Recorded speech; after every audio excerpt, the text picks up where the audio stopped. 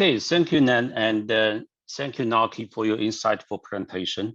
And I believe my discussion follows naturally.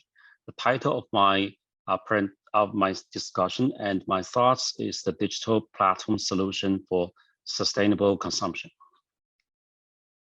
I think we all agree that the world economy needs a different growth model. The question is how. As you can see that there is a clear positive relation between the GDP per capita and carbon emission per capita. So the challenge is to decouple the two. And as we know that the solution is something called a circular or regenerative economy. So essence is that is on the resource side is trying to reduce the waste by using the renewable energy and the recycling.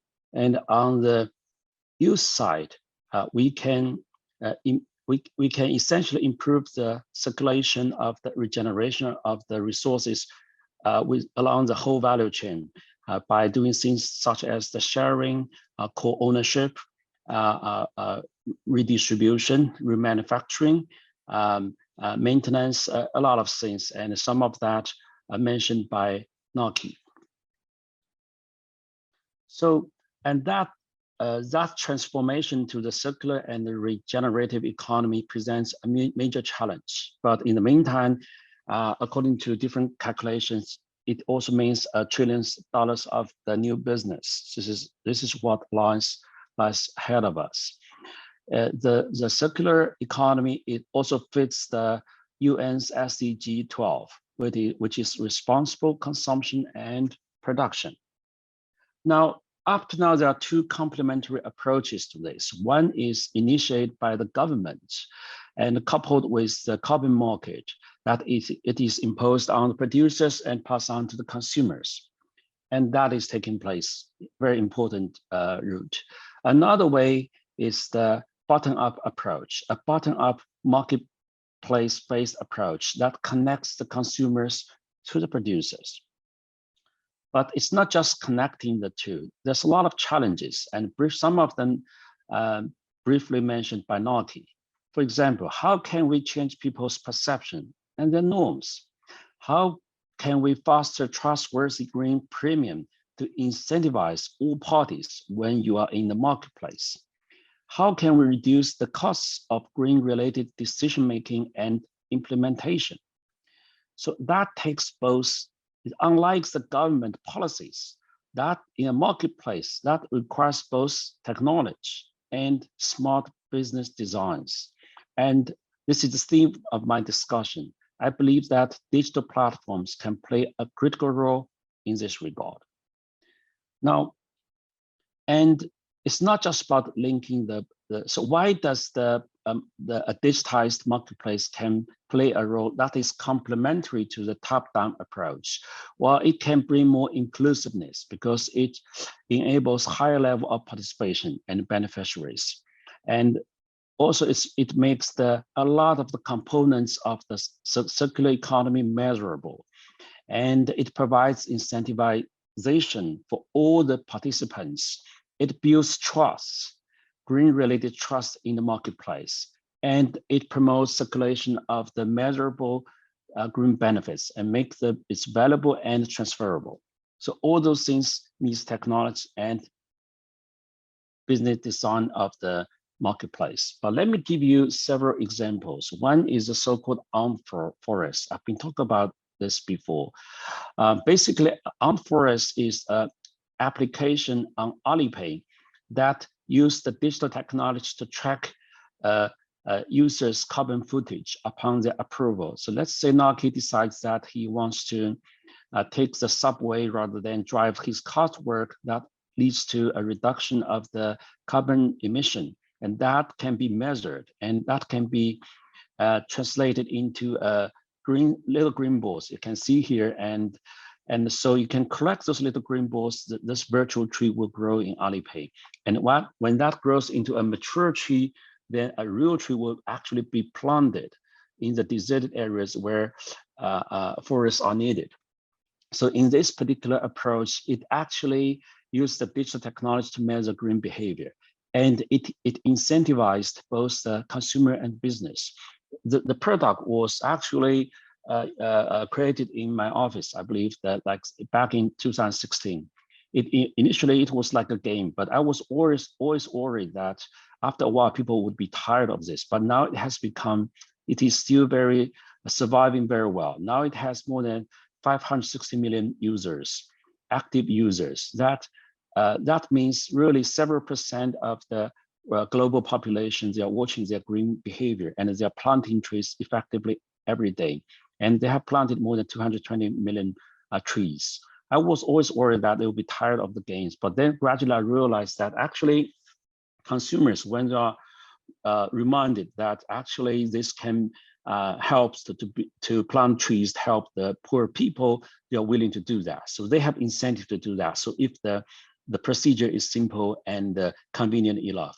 Of course, if the consumers care, and the business will also care, because that helps them build the reputation. So this is a good example that provides using digital technology to provide measurement and to incentivize both the consumers and the business.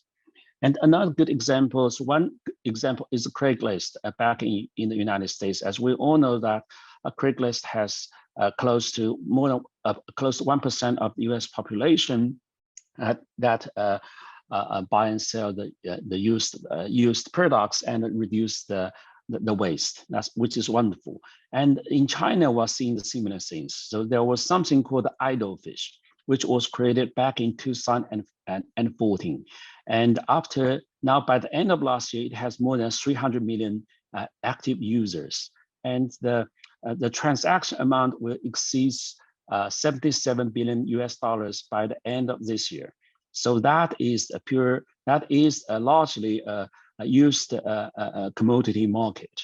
And as you can see from this graph, that actually people are very used to trade used products across the tier of the cities. It's not just local, across the cities. So how do you do this? It's not just by linking the secondhand products and the buyers, but actually the digital marketplace does a lot of things. For example, it has to introduce the professional appraisers for the second-hand products. Otherwise, people don't trust it. The quality is uncertain, unlike the new stuff. It also introduced a third-party insurance company. It also provides user assessment credit, which is the credit score to make sure there's very little default. And also it bridged with the e-commerce platform, so that people, after they bought stuff, the useful while they want to resell it, is just one click. So all those designs helps to build the largest, I think, the second-hand product market in the world right now, and young people really love it. So that are good examples. That's actually, I believe, is of the circular economy, but that actually create interesting challenges. For example, so that actually separates the production from the consumptions, because when you have those circulations, so you need actually a lot of that is not counted in the GDP. But I believe that in order to achieve the circular economy, the things like Naki mentioned, we need to have different measures of economic progress. That's more related, linked to the environmental goals. Now, and other examples in the circular economy using digital technology, including an example of China, a digital logistic company, a platform. It used the sustainable logistic and the packaging powers, and it essentially used it's very much like Amazon. It used the smart shipping routines and the storage locations to improve the efficiency of the logistic. It used the original packages to largely reduce the waste. For example, right now it has more than 130,000 posts that can collect the packages back.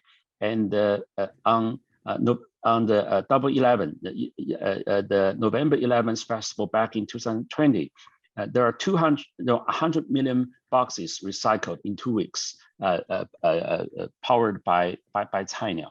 And when a lot of the green behaviors and products that are measurable, then the sustainable green finance can kick in. I think Patrick will talk more about this, and we can see that on the corporate finance side, both on corporate finance side and the consumer finance side, actually the lenders can, based on the measurable green behavior and products, provides the lending. Can you hear me? Yes, me? Can you hear me? Can you wrap it up in 1 minute, please? Thank you. Yes, I'm done. Okay, great. And so I'm pretty much done. I think the similar practice are done by Apple and the Amazon's similar. So I don't have time left, but let me wrap up. So I think the key for the net zero growth is a transformation to the circular economy. Besides the government-led top-down regulation coupled with carbon market, a large section of the circular economy to be successful needs its green components to be measured in a trustworthy way, to be priced and transferable, and all parties incentivized. This requires technology and the mechanism design. So digital platforms, as we shall say, re-commerce platforms, as a marketplace for resource allocation, can play a critical role. In China, many meaningful attempts involving hundreds of millions of people, countless products and behavior, including green finance, are taking place. The digital platforms properly aimed and designed can be a good place for promoting digital net zero transformation. And it's happening in China and in US, in many other parts of the world. And this is, I believe, just a start. More research is needed to make it work better and make it applicable worldwide. Thank you.